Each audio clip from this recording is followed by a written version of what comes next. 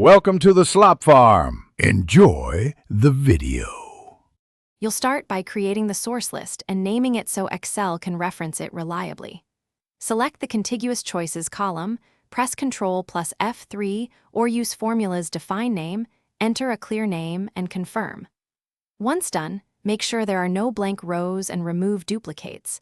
This prevents blank drop-down items and keeps validation compact. You do this because named ranges let you reuse the list across sheets and maintain a single source of truth without rewriting. Now you'll connect the named list to the cell via data validation.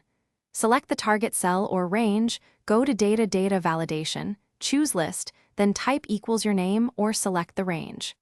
Click OK. You should see the drop-down arrow. Make sure to use the equals sign before the name so Excel reads it as a reference. If you anticipate copying cells, apply the validation to the whole target range at once to preserve consistent behavior and prevent broken references. Finish by testing and adjusting behavior.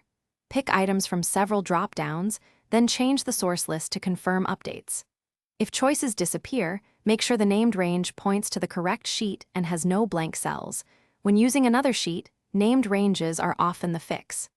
If you need dynamic growth, convert the list to a table or use offset/indirect formulas so new items appear automatically. One tip: check Data Validation's error alert settings to allow or block invalid entries.